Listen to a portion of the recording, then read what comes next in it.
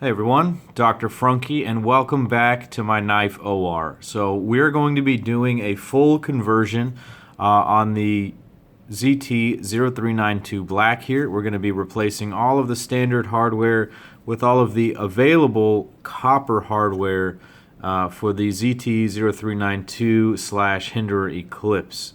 So if you follow my channel, you'll know that I am a fan of modifying my knives. I've done a few of these videos now. This is probably my most extreme conversion. I had this one sent to Fanatic Edge. This used to be the 392 Blue Bowie, and now it is totally converted into a new knife. So I really enjoyed this project so much and the results that I've decided to make this my next sort of project knife. So I've talked about that in the past. And this is going to be the first stage of that. We're going to do a full copper conversion here today. And so what you're going to need to start out with, you're going to need a US penny. Speaking of copper, this is very handy dandy when taking this thing apart.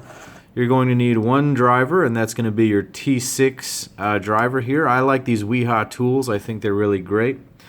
What you're also going to need is probably this, the Boker WiHa Toolkit Torx. So this is a great little product that comes with a whole bunch of the Torx bits in the bottom of it. A lot of you guys have said that you had this already. I really love this thing. It works well. It's very portable.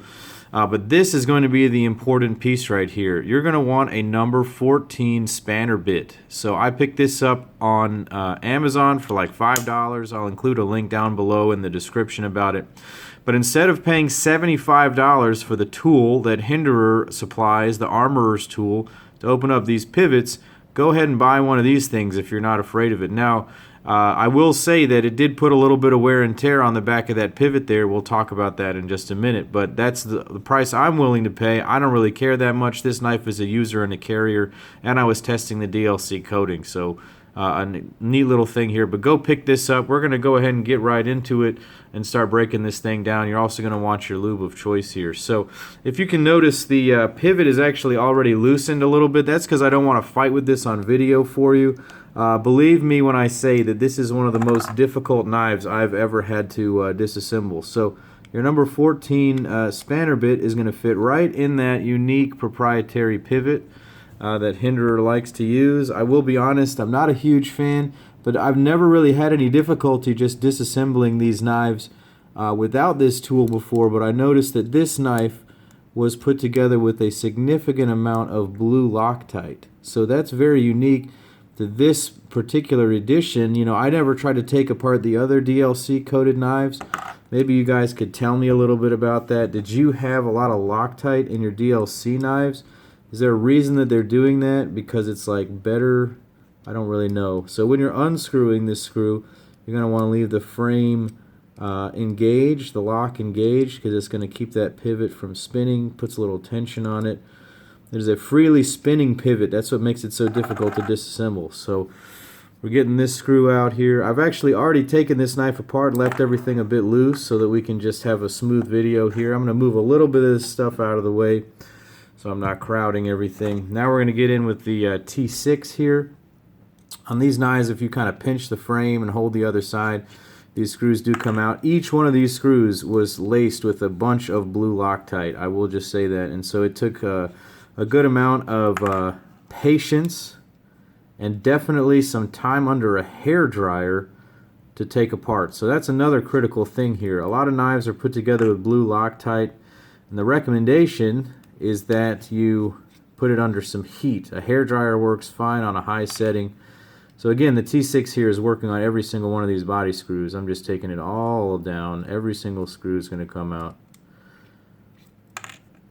This particular front-facing tab actually gave me some of the hardest time. If you can see, it's like kind of faded. It's got some marks on it. This was so covered in Blue Loctite on the other side that I had to like heat it for 30 minutes to get that to come out.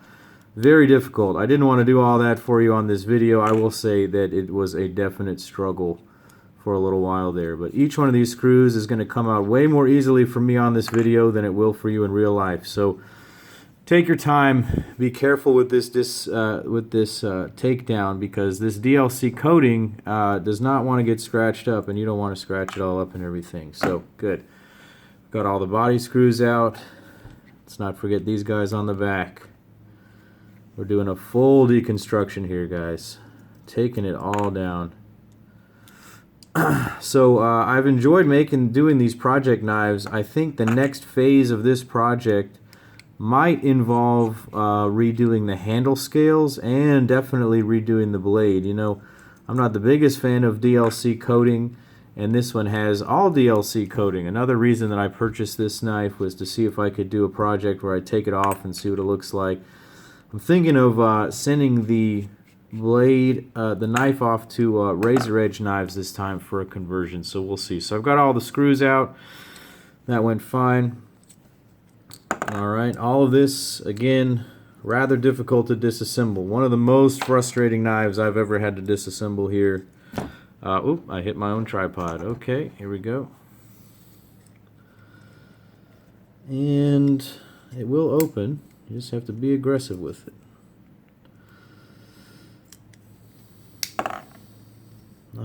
It's coming apart. Here we go.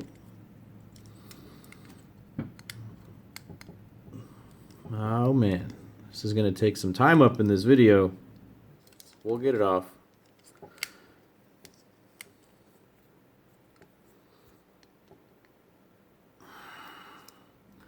Always pivot it both ways. Push, pull, rotate. Eventually the standoffs come out. There we go. Now we're apart. Okay, so now at this point, if you hadn't done it already, you're going to lube up your pivot. You're going to lube up your ball bearings. Mine is already there. Again, I've taken this knife apart already. This is the second time fully disassembling this guy. So back together there. And so next we're going to put some of these copper standoffs in. All right, here we go. Let me get the body screw back on there. More difficult to do around the camera here.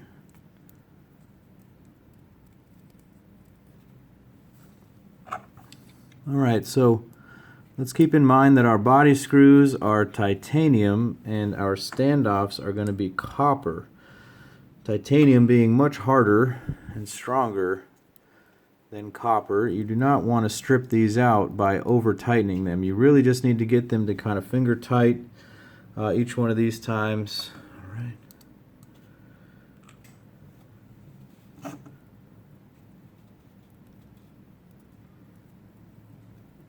Good. Here we go. This takes some concentration, so I'm going to get quiet for a second. But it's going back together here. That's good.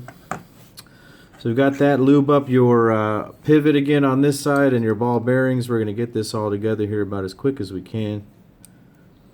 Oh man, here we go.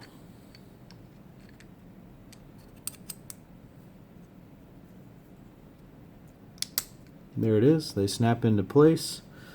And now we're going to throw on these body screws to bring it together quickly.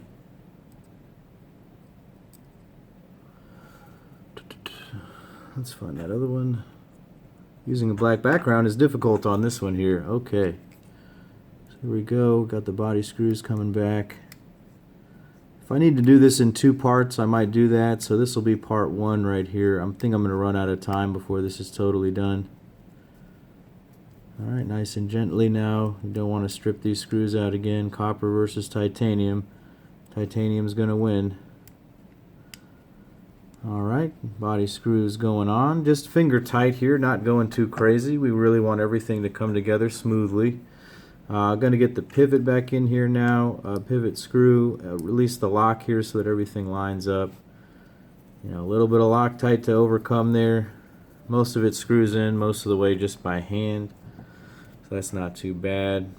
I will be making this in two parts, so bear with me. I'm going to put this together here, splice the video together.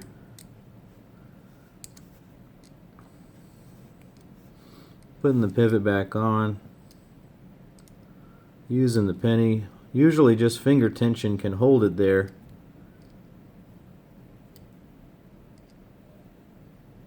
Alright. Now we're starting to put some structural kind of force onto the knife. I'm going to use the pivot predominantly because that's steel on steel. This video is about to end up right here, so I'm going to go ahead and get ready for the second part. I'm going to tighten this pivot down. Be right back. Okay, so now we're going to get to tightening down this pivot. So you're going to take your spanner bit, it's going to fit right in there. Again, you know, you have to kind of be willing to sacrifice the perfect, you know, sort of appearance of that pivot screw if you're going to be doing all this.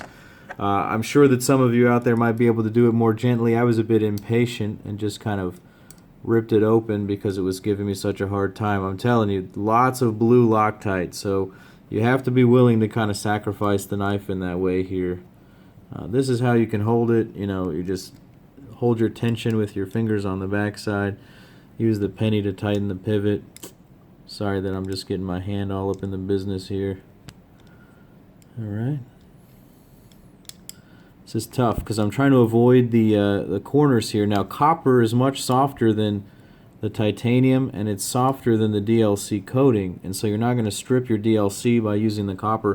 But you may notice if you touch the edges of your pivot screw that you get some copper deposits there. I don't really mind that. Again, it's kind of showing just that I'm doing a copper conversion. I don't actually mind that too bad. But it will put the deposit on there. You can wash it off if you're really vigilant, but you know, I don't really care all that much about it. So now that we've got that going, I'm going to tighten down these body screws. Again, just to kind of a firm finger tightness. You don't really need to really be aggressive with the strength on that. If you hold the opposite side, it will keep it from spinning. And you can tighten everything down. You can pinch the frame here. That keeps that pivot from, that backspacer from spinning. If you pinch the frame, holds it in place. Good. Getting a nice, just a firm finger tightness on there. Nothing more than that. Not a whole lot of torque. Good. All right. So next, let's go ahead and start putting on some of these kind of show pieces. So I've actually already had this knife assembled like this, so these pieces actually do have a patina already, which is one of the great things about copper parts here is the patina that you get from using these things. So you got to keep all your screws in order. One of these was kind of different than the other few, and so I'm going to save that one for particular use. First thing we'll do is put the over travel stop on. And that one had a unique screw, I believe. But again, everything assembles and disassembles easily once you get over the Loctite, and you know, this single T6 bit is doing all this work for us. So already we're looking pretty cool here. Let's throw the screw in here. There it is. I love these WiHa bits. You know, they're really convenient and they're really easy to use. Now this is the newest piece. I actually just got this clip in. I got it from GP Knives. I think they just sold out. They may have them still available at a few other retailers, but the copper pocket clip, something that I really wanted to get, and I'm really thankful that I have this right now. Some people said it might take it kind of over the top and it might be too much to deal with, but you know what, I think it looks pretty darn sweet. You know what, that was actually the screw that I wanted to put in there. Hold on. Sorry guys, I'm going to go back one here. This screw is different than the rest, and I want to put it here as a standalone. That's why. Fits a little bit more flush in there.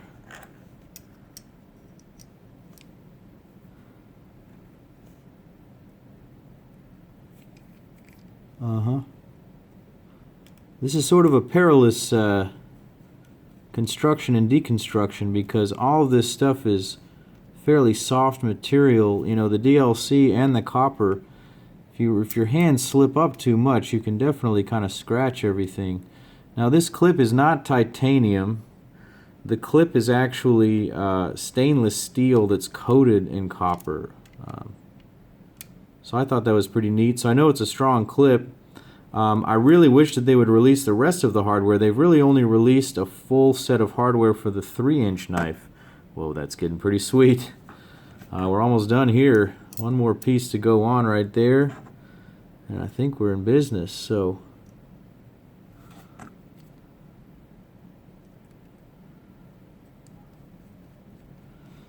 all right, think we're back together, guys. Let's check the centering. That's pretty good. I think we're right on target. Let's make sure everything is tightened down one last time. Again, don't have to be overly aggressive with anything.